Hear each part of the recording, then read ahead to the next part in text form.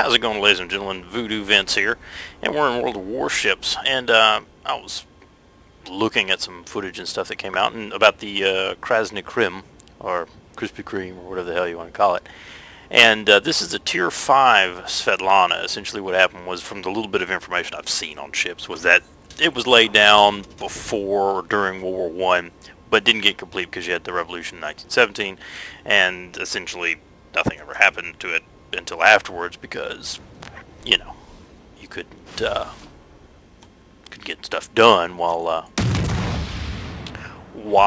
all that crazy business was going on.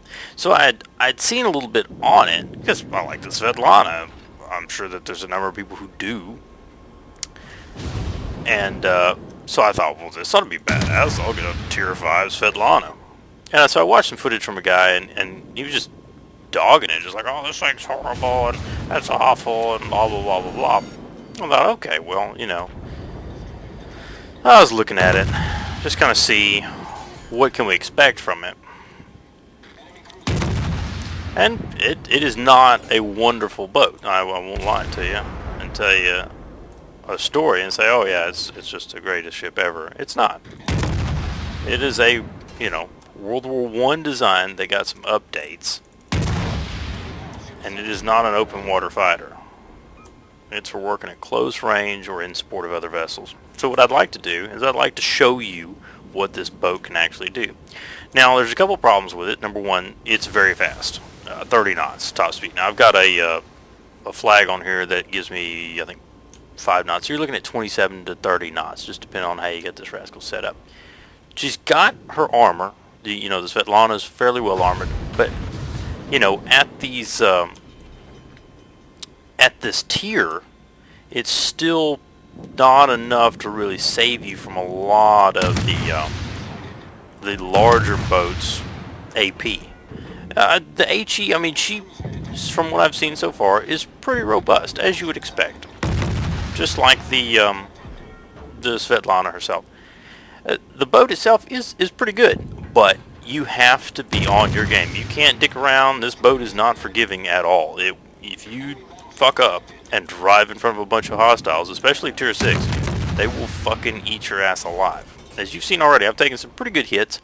I was getting shot by the York, which is a Tier 7. Yeah, and I think the Pensacola fired at me a little bit, and I walked away. I lost around 5,000 hit points. 6,000, which is not super bad. Got a couple fires there, but I've got my premium consumable here, and we walked away with not too much.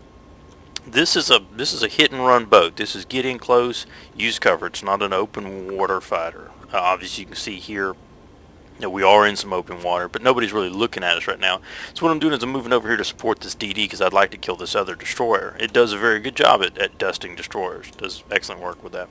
Obviously, I mean, hell, you got a bunch of guns and you're a cruiser. I guess they would classify this as a light cruiser, but anyway, and the guns, the rounds are fast enough that you can pretty accurately get rounds on target with your HE and stuff. It's not a bad boat. It doesn't take a whole heck. You don't have to arc them quite as much as you did with a Svetlana. And I've made quite a few kills. Now people were complaining, oh, the torpedoes, they've been ruined. Yeah, they lowered them down to 3.5K, and you go, well, that ain't worth a shit. It's pretty rough. 3.5K is damn close. That's slapping range. But they're 65 knots. And you're like, oh, but I don't believe you. Let me hover right down here, and reload time 63 seconds, maximum damage 13,200, 65 knots, 3.7 kilometers.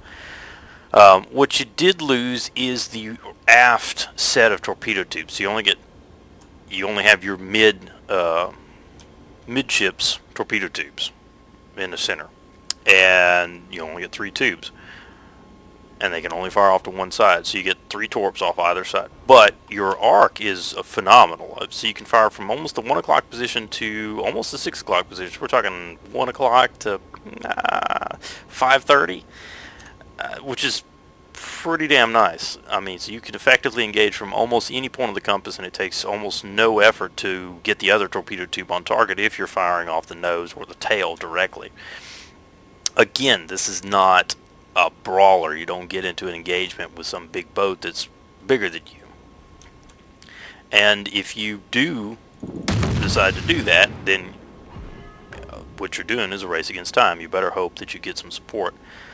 Sets on fire a little bit. I mean, it's not a Cleveland or anything, and you can bring quite a few guns to bear. I am kind of disappointed there's a double turret on the bow here. This one here that apparently doesn't shoot. I don't know why you have a big damn turret on the front of your boat that doesn't shoot at anything. Now, I bought the $44 one. It comes with the flag, and comes with 30 days of premium, because I need some premium, and the 5,000 doubloons. Oh, shit balls. So right now what we're doing is we're firing at a boat that's distracted, and I think I'm going to crash into an island. I am going to crash into an island. Ah, son of a biznitch. That's not good. Anyway, so the boat is pretty fun. This is gonna fucking hurt. But it's for a legit player, someone who really wants to do some stuff. And obviously going nose to nose with a Nagato is not the way in which to do that. Son of a bitch. Well, fortunately we have our nose pointed at him. There's a cruiser that's going to bring his guns to bear here momentarily. This is obviously where we don't want to be at. What's our range? 5K. That's not good.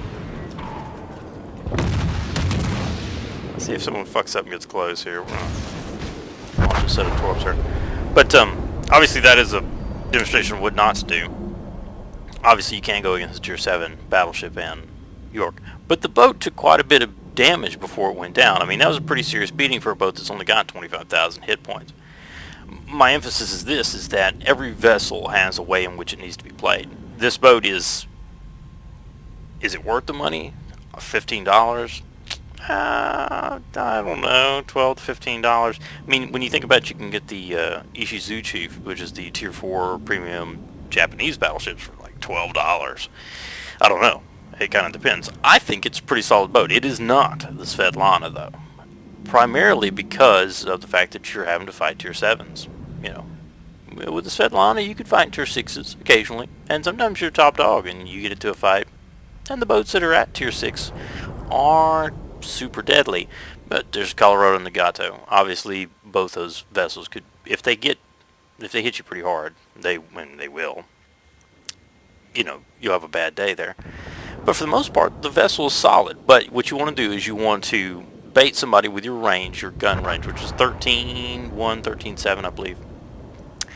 And use that to try to draw them into some islands and things. Use those islands to mask you until you can actually clear the corner and engage a vessel one-on-one. If you can engage a larger cruiser than you say, obviously the ones that will be prevalent will be a Cleveland and maybe a Aoba or actually I apologize, the Furitaka, and there's another one. What's the other one I've run into? I've seen some of the Molotovs. With the Molotovs I actually switched to AP and was able to punch through. So you know that there's those other vessels that that have very low armor values that you can punch through from close range. And I have some gameplay here that we're going to show, and it's going to be with a battleship that I actually engaged at close range and that Molotov itself, just to show you kind of what this vessel will do. Okay, so here we are with some other footage from the Krasny Krym, and essentially this was looks like, I think the highest tier was probably a 6. I think that's a New Mexico. Looks like we have a New Mexico per side, and you had some New York scattered throughout and some Texases, which, you know, same class. But anyhow, you had some Clevelands, a Molotov, looks like a Japanese cruiser of some kind, and a Omaha. Anyway, so we got started off. I started to head towards sea. I've muted the video because I had music and stuff playing, and I don't have to worry about copyright BS. So as I cleared these two islands, I began firing at the two New Yorks. I knew that there was a destroyer between me and them, and I had been detected, so I went ahead and just fired off some torps just in case he was going to round that corner or something. So, and then I went back to doing what I was doing before, which is essentially just shooting over there. What I want to do is set some fires and cause them to use their repair kits, so that if they get hit by torpedoes, or if, say, a battleship slams them with some HE, I'm supporting my team. Obviously, right now I go to fire. I think, no, I didn't shoot over there. But you have very short-barreled guns with a high arc, so you can fire over a lot of different stuff if you're sitting farther enough away from it. Let's skip forward a little bit here. And so at this point, I was firing at a destroyer that was actually hidden. He's firing from his smoke, and you could see where his rounds were coming from, but you couldn't really see him. So I was firing at his rounds. Let's skip forward a little bit here. Continue to engage. So I reversed course because I didn't need to go to sea. There was already enough people at the sea cap, so I was sort of moving reverse course and went the other direction. And was looking to try and maybe knock out that destroyer. Again, we've taken probably a couple hits from maybe a battleship, maybe some HE, and then I took a little bit of damage from that. I think it was a Farragut. Yes, it was. So here we've cleared our islands again. The battleships are backfiring at the enemy again, so we're going to use that opportunity to engage these guys at range. Now he starts firing, so I immediately start to turn, thinking he was trying to engage me, even though the rounds looked off. And he was firing over my nose at the enemy battleship. But it's always good to evade. So we begin shooting. There's a salvo, 638. We continue to turn. We've got some armor piercing and now some high explosive coming in. We fire again, 1800, which is not bad. But as you slowly chew, you get around 6 to 8 guns per side. And so we can see right now that we had 1, 2, 3, 4, 5 guns firing. Reloading.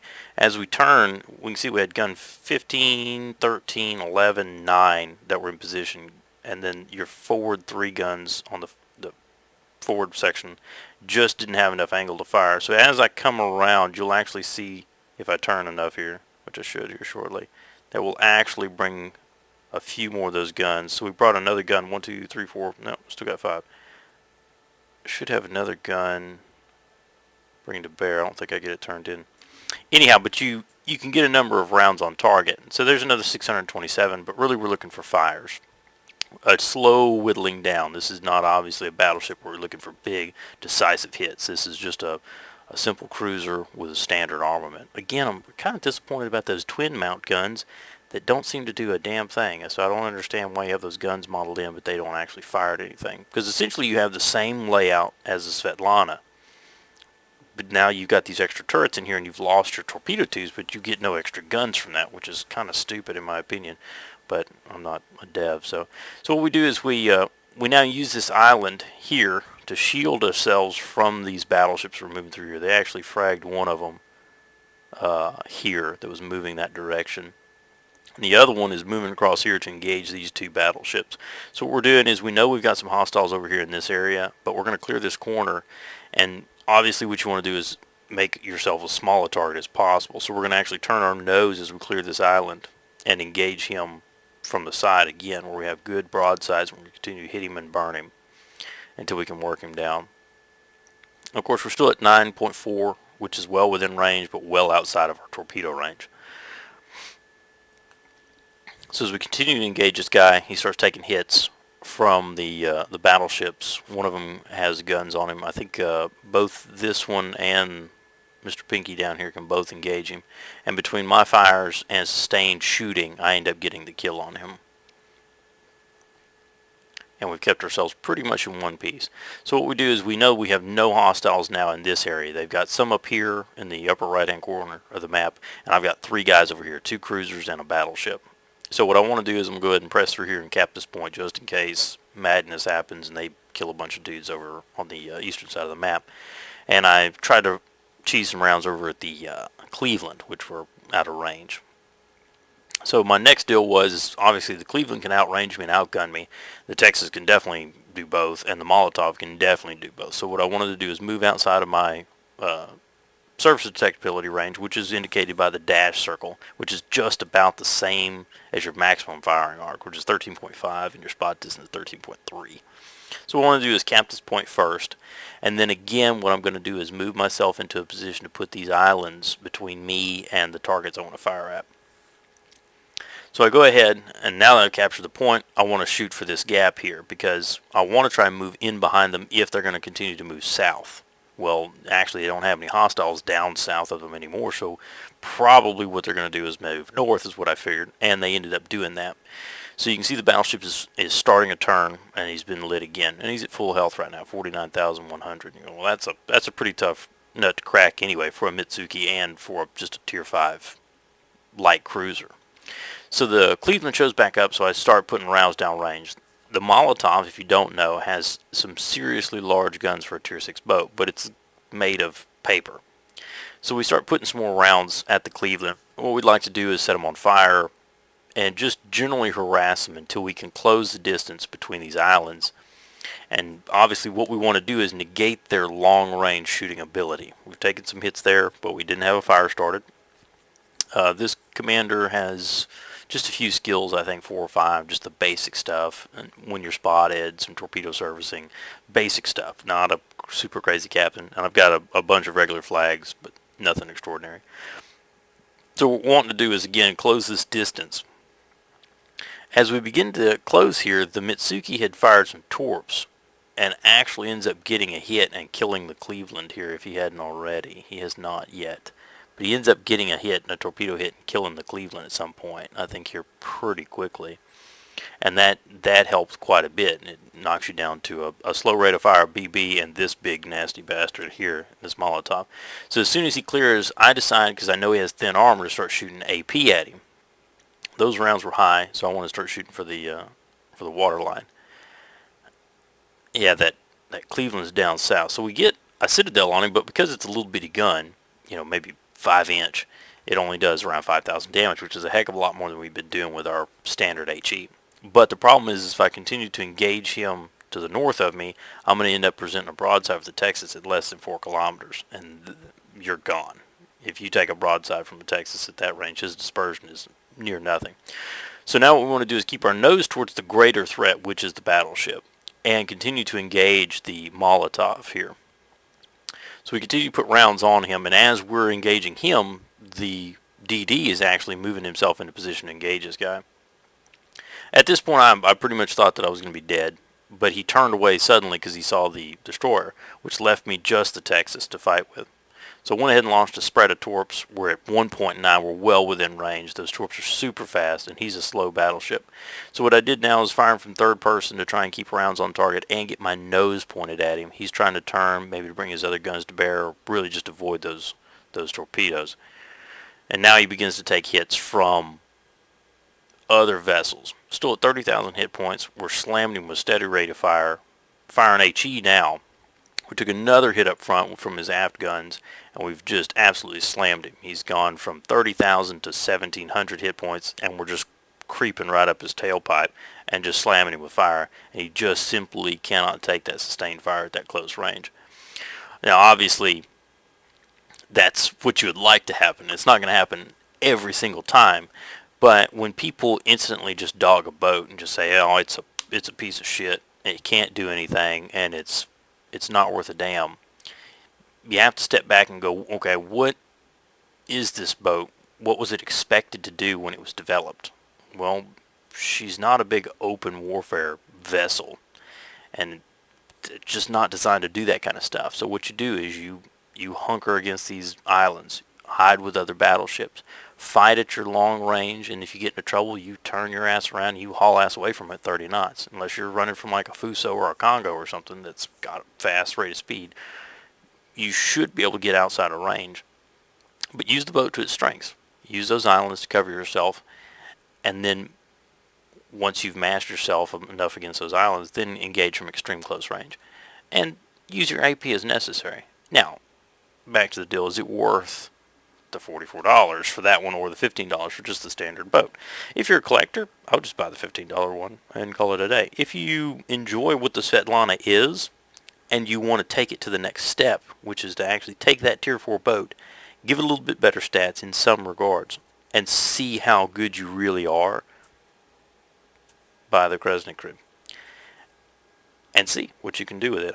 It's fun. I haven't been disappointed with it, but you can't be disappointed with it when it doesn't perform to what you would think it was. It's not a damn Omaha. It's not an Aoba. It's not one of these other boats.